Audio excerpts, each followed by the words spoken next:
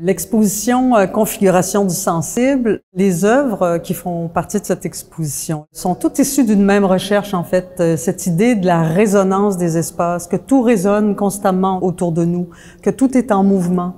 Donc, on parle de l'impermanence, de la vibration.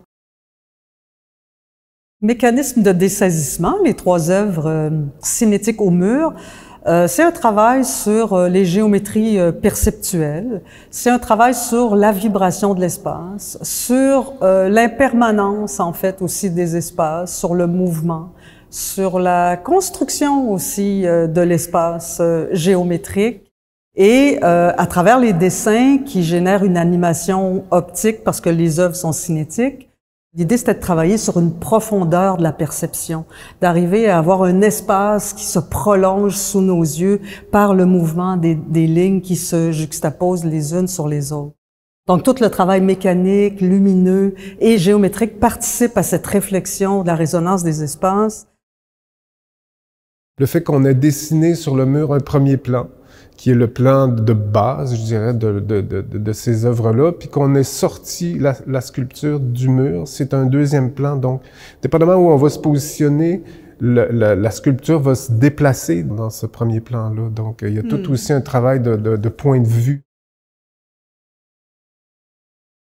Il y a aussi notre pratique depuis le début est vraiment nourrie par la nature du silence. Qu'est-ce que le silence? À partir du moment où notre cœur bat, le silence est pratiquement impossible. Donc, il y a cette idée du silence qui est la pause d'un élément pour mieux en considérer un autre ou en entendre un autre ou en observer un autre. Parce que quand un élément se met en pause, on est attentif à un autre élément dans l'espace. Il y a une œuvre sonore qui est l'en-deçà, qui s'étend dans l'espace et qui nourrit et qui est en dialogue avec chacun de ces éléments-là.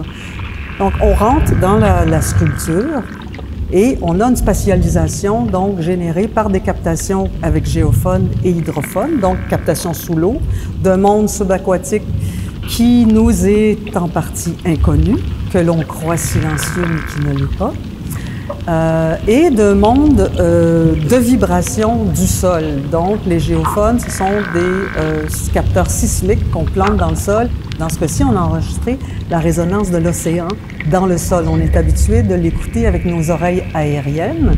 Et dans ce cas-ci, on l'écoute plus par la résonance, par la vibration de l'espace, la matérialité du territoire. La structure a 4 murs, il y a 4 transducteurs. C'est quelque chose qui fait un environnement qui est très enveloppant, enrobant.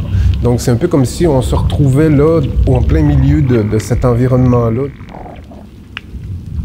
La vidéo, le fleuve, est aussi une réflexion sur la nature de l'espace, sur sa modification constante, sur sa résonance, sur la vibration des vagues, sur le fait que l'on perçoit cette masse toujours en mouvement, en infime mouvement.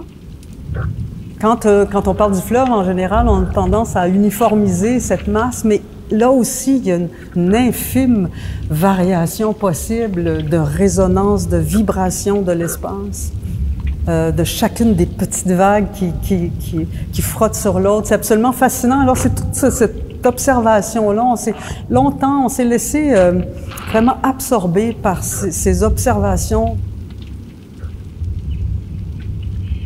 C'est un travail de recherche aussi par rapport à comment les structures autour de nous, qu'on soit dans n'importe quel environnement, vont aussi avoir des vibrations, vont résonner.